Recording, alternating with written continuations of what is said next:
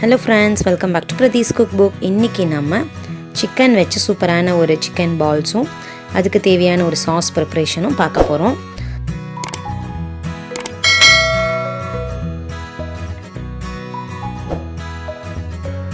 ஒரு பாத்திரத்துல தேவையான அளவு தண்ணி ஆட் பண்ணிட்டு 2 தக்காளியும் காஷ்மீரி சில்லி இருந்தால் அது ஒரு 3 ஆட் பண்ணிக்கோங்க.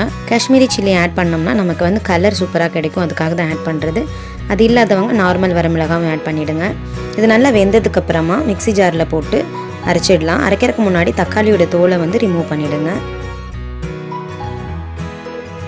சிக்கன் பால்ஸ் பண்ணுறது எப்படின்னு பார்த்துடலாம் வாங்க. சிக்கன் வந்து நான் ஒரு 100 கிராம்ஸ் அளவு எடுத்திருக்கேன். நல்லா கழுவி எடுத்த சிக்கனில் 1 டீஸ்பூன் அளவு மிளகாய் தூளும் தேவையான அளவு உப்பு, ஒரு உருளைக்கிழங்கு வேக வச்சு இந்த மாதிரி ஆட் பண்ணிக்கலாம். ஒருவேளை உருளைக்கிழங்கு இல்லாதவங்க ப்ரெட்டு கூட நீங்கள் உருளைக்கிழங்குக்கு பதிலாக மாற்றிக்கலாம். இதை மிக்ஸி ஜாரில் போட்டு நல்லா அரைச்சி எடுத்துக்கலாம்.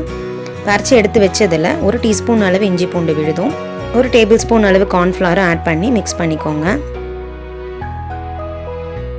இப்போ கையில் எண்ணெய் தடவிட்டு இதை வந்து பால்ஸாக உருட்டிக்கலாம். அவ்வளோதான். இந்த உருட்டி வச்ச பால்ஸை வந்து கொதிக்கிற எண்ணெயில் போட்டுடலாம். பால்ஸ் போட்ட உடனே கருப்பாகிற மாதிரி இருக்க வேண்டாம். ஒரு மீடியம் ஃப்ளேமில் வச்சு நீங்கள் வறுத்துக்கோங்க. அப்போ தான் சிக்கன் வந்து நல்லா உள்ளே வெந்து கிடைக்கும்.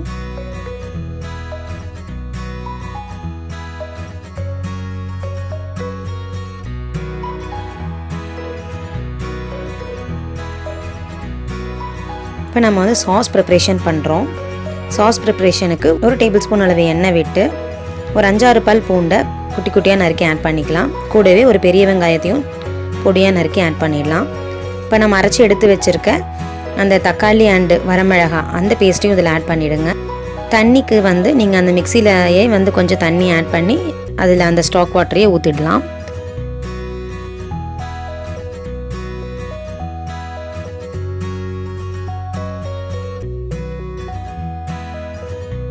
ஒரு டீஸ்பூன் அளவு மிளகாய் தூளும் இந்த சாஸ்க்கு தேவையான அளவு கொஞ்சமாக உப்பு ஆட் பண்ணிவிடுங்க. நீங்கள் நார்மல் வரமிளகாய் ஆட் பண்ணியிருந்தீங்கன்னா இந்த டைமில் ஒரு 1/2 டீஸ்பூன் அளவு மிளகாய் தூளாக குறைச்சிக்கோங்க. ஒரிகானோ வந்து நான் சீசனிங்காக போட்டிருக்கேன். ஒரிகானோ இல்லைன்னா பரவாயில்லை.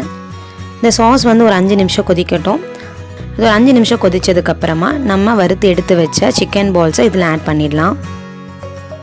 அவ்வளோதாங்க. சிக்கன் பால்ஸ் ஆட் பண்ணி ஒரு 2 நிமிஷம் கொதிக்க விட்டிங்கன்னா போதும்.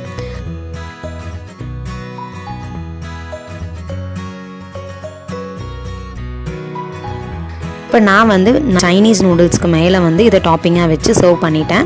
ஸ்பெகட்டி இருக்கிறவங்க ஸ்பெகட்டி யூஸ் பண்ணிக்கலாம். அப்படி ஒரு வேளை அது இல்லாதவங்க நூடுல்ஸை கூட சைனீஸ் நூடுல்ஸை கூட இந்த மாதிரி வேக வச்சுட்டு அது கூட இதை வந்து சைடிஷாக வச்சு சாப்பிடலாம். ரொம்பவே டேஸ்டியான இந்த சிக்கன் மீட் பால்ஸ் உங்கள் குழந்தைங்களுக்கு செஞ்சு தாங்க. இது ரொம்பவே அவங்க விரும்பி சாப்பிடுவாங்க. எப்பவும் சாப்பிட்ற மாதிரி சிக்கன் குழம்பு அந்த மாதிரி இல்லாமல் இது வித்தியாசமாகவும் இருந்துச்சு. இந்த வீடியோ உங்களுக்கு பிடிச்சிருந்தா மறக்காமல் லைக் பண்ணுங்கள், உங்கள் ஃப்ரெண்ட்ஸ்க்கு ஷேர் பண்ணிங்க.